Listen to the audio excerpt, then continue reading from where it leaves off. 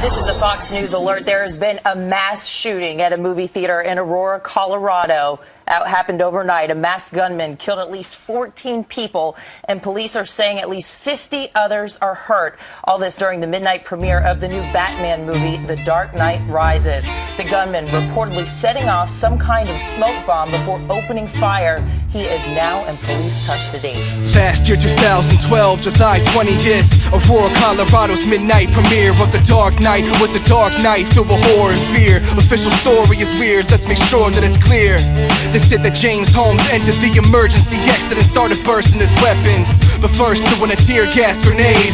Dressed in all black tactical gear, a man with a gas mask appeared through the front right exit. He stepped in and started shooting every person moving. 12 people died in centuries, 3 to 9. 58 injured, a hyena's crime. AR-15, a Remington shotgun. 240 caliber Glocks pop, the cops come. Apprehended James without him even shooting back, but told the police that his apartment was booby-trapped. Somebody kicked down the emergency door and then threw in some sort of a smoke bomb or tear gas, some sort of device. And when people started running, he started shooting. There were early reports that perhaps there was a second shooter. That is now not true. Just plain devil's advocate, something doesn't add up. The media distorted the facts, that's fact, bruh. Fucking Fox News, CBS is phony. Just take a listen to the witness's testimony. From what we saw, he wasn't alone. He had someone with him because the second can of tear gas didn't come from his side. We can only assume that someone got him in. Hold up, wait a minute. Did you hear that? Clean out the earwax, the second can of tear gas was thrown from the opposite side of the theater, from where the shooter was. I find it funny cause at the crime scene 2 gas masks were found. Ask around for the truth, I'm a bastard hound. On top of that shit, James Holmes was never seen during a movie scene or during the shooting spree. As I was sitting down to get my seat, I noticed that a person came up to the front row, to the front right, and sat down. And as credits were going, I noticed it seemed like he got a phone call. So he went out towards the emergency exit doorway, which I thought was unusual, to take a phone call.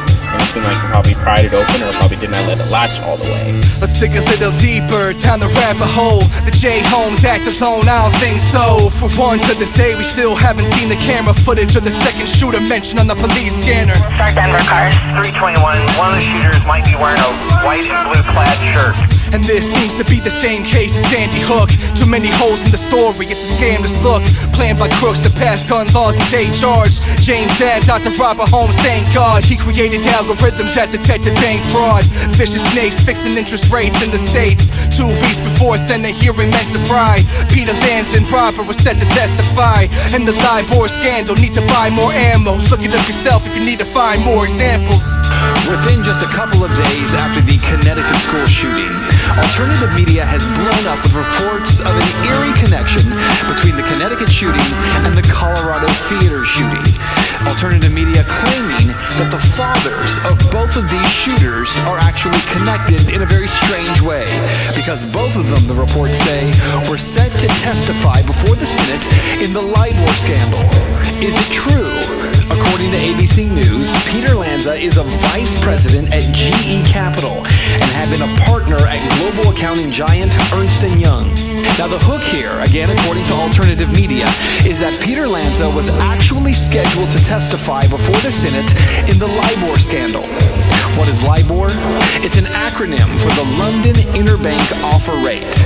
LIBOR, in short, is the most widely used interest rate in the world.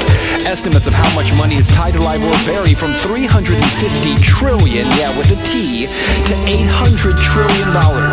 Once a day, major London banks tell Thomson Reuters the interest rate they expect to pay on a loan from another bank.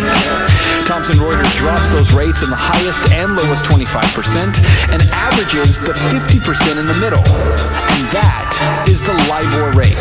So where's the scandal here?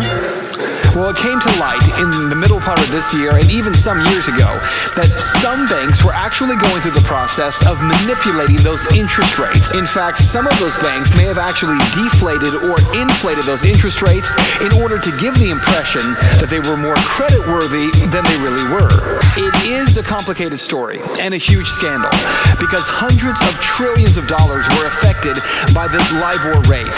hundreds of trillions of dollars affected by rate manipulation by banks around the world. But again, what does this have to do with school shootings? Well, besides the claim that Peter Lanza, the father of Adam Lanza, was supposed to testify before the Senate about LIBOR, there are also claims that the father of the Colorado theater shooting was supposed to do the same thing. In that case, it was James Holmes, who authorities say back in July went into a theater in Aurora, Colorado, and opened fire, killing 12 people and injuring 58 others.